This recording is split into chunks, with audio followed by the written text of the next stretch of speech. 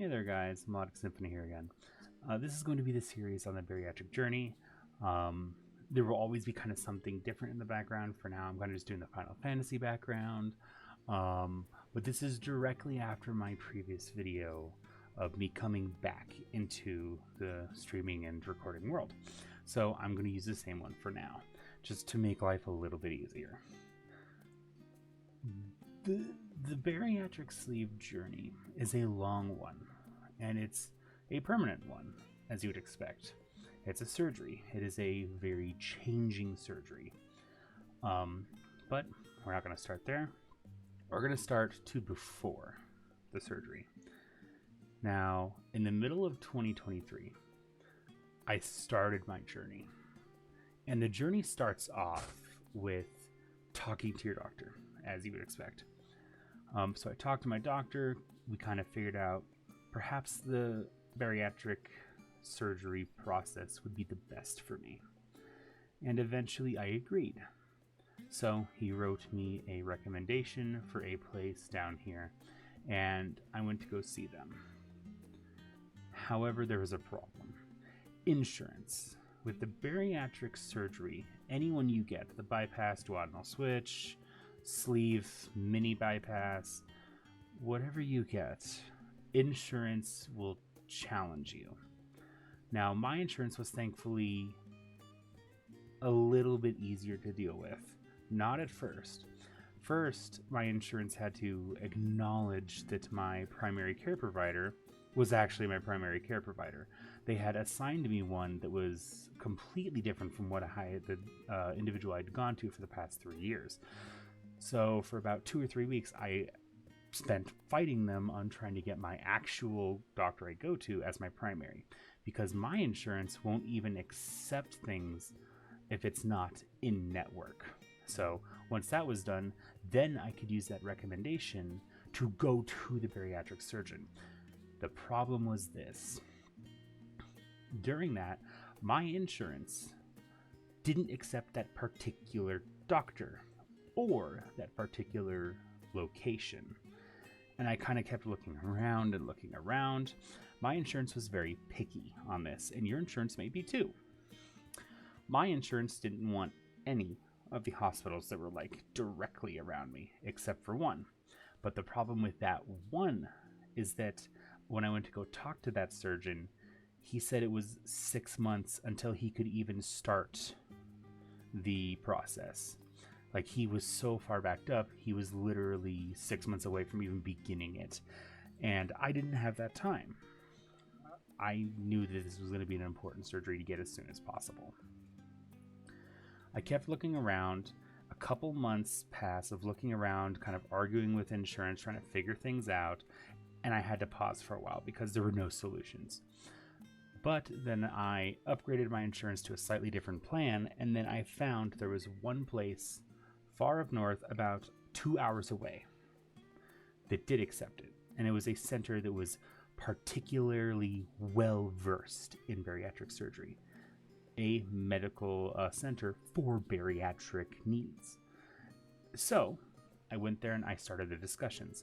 My insurance accepted all the surgeons there, it accepted that location, and because of my insurance being very lenient on that, because that particular center was a center of excellence in the bariatric world, they basically said, all you have to do are the requirements of that bariatric center and have a doctor provide you with a letter saying that this is a necessary surgery.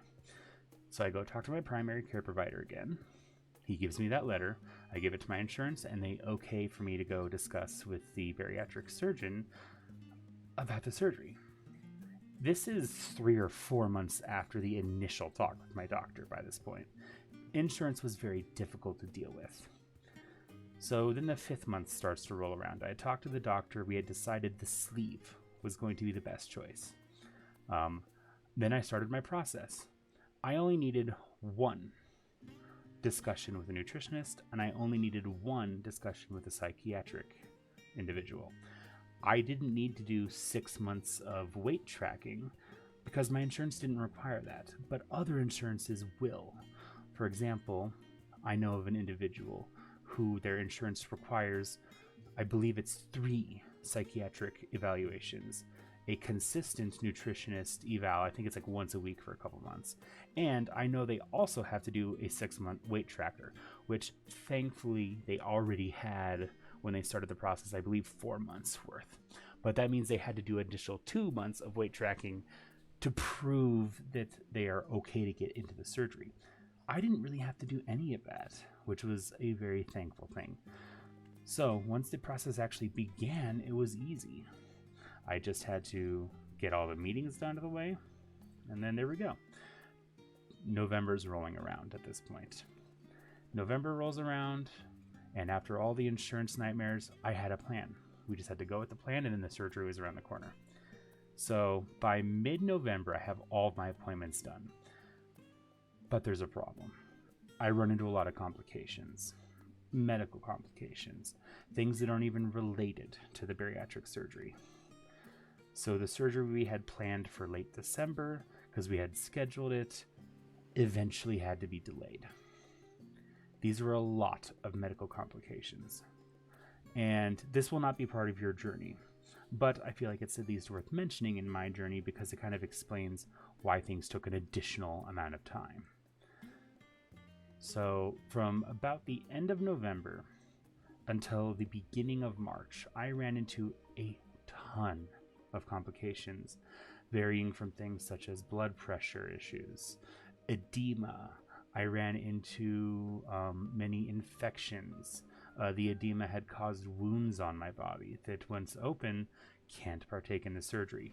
If you are engaged in any surgery, an open wound will immediately cause you to not be allowed to partake in the surgery until the wound has closed. So that wound got an infection, and it took a long time to even resolve that stuff. It literally took 3 months. I had 3 different infections. I had to get rid of all of them. And this was unrelated, and this didn't even stop the surgery. This happened just to be like a little cherry on top of everything. When I got a CT scan at a hospital, they found an additional infection that had been in my lung that they didn't find originally. So I thought I only had 2. It turned out I had 3. But they also found that my back had 2 compound fractures. Again, extending the recovery process. But that didn't stop the surgery. Only the other factors did. But the problem is those other factors didn't resolve until about the beginning of March. But once I got that all clear, I re-talked to my bariatric surgeon because we had just been kind of delaying it, and we were able to get it reapproved. Because the insurance company had already approved it, all it took was just a reconfiguration of what date it was going to happen. Very easy process. I don't know if it'll be the same for any of you and your insurances, but thankfully for mine, they just reapproved it. For me and my particular BMI, they had me do an extra step.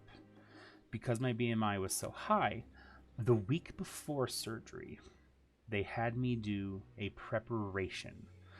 Technically, this is supposed to be 2 weeks, but because of the varying circumstances and the fact I had been in the hospital previously and I had already reduced my stomach size by eating less in the hospital and eating less at home, they approved it to be a 1.5 week about. It was like a week and 3 or 4 days. But the modification is most of your diet for that week before the surgery is going to be protein shakes such as Premier. I use Premier. I know there's many other brands out there, but mostly shakes, clear liquids like Jellos, popsicles, and then you get 1 meal in a day to eat, and that's usually going to be your dinner. So for that week prior to, that was all I had. The 3 days before the surgery itself, that changes to a pure liquid diet. No food, and it literally just clear liquids like water. Gatorades count. Broths count. Jello counts. Popsicles count. Those kind of things. And going into the surgery, it was a little scary. Like, again, I'm driving 2 hours away, and if anything happens, I'm not near home. I thankfully had a good backing of individuals who were able to not only drive me up there, but were able to even stay up there with me and kind of keep me company during the recovery. So, the day of surgery, they're going to tell you no liquids at all, unless you have very specific medication. For example, I had a blood pressure medication that they said I can take with a sip of water. So I did. I took it with a sip of water. I apologize. I actually didn't get to it because I'd taken it late the night before. So I didn't actually take it that morning. But I took it late the night before at about 10 to 11, went to sleep, woke up, drove to the surgery. I arrived early because my surgery was scheduled to be early, thankfully. And what my hospital did first is they do a blood test. Make sure you are all ready to go. They want to check everything at the last second, make sure nothing's going to happen on that table.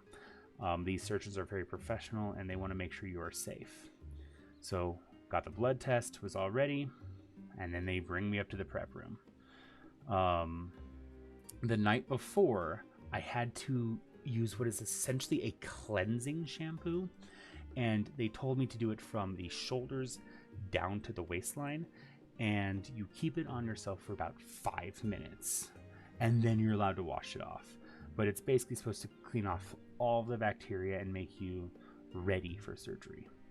So going back to being in the prep room now, you put the gown on, and then you wait for the anesthesiologist, the doctor, surgeon, nurses to come in and prep you through the process. And then eventually, once time comes, your surgeon gives you one last greeting. You go into the surgery room, you put it on your back, you are given the mask to wear, and then you get a nice countdown before everything fades to black. That's going to be it for this video, just mainly because I wanted to get up to the surgery portion itself. Because again, my journey is going to be different than yours. My journey was extended by 4 months because of medical complications. But realistically, I could have had that surgery in about a month and a half of preparation. But again, I know people who it takes 6 months of preparation to be allowed to do so because of the insurance requirements. So if you are preparing to get the surgery, definitely discuss with your doctor and see what your insurance requires on the surgery, because it's all different. For now, that's going to be the first part of the series. The second part of the series will hopefully be kind of the surgery, the hospital process, and then the first week out, because the bariatric process has some interesting changes that happen immediately out of the surgery before you get back into regular eating again.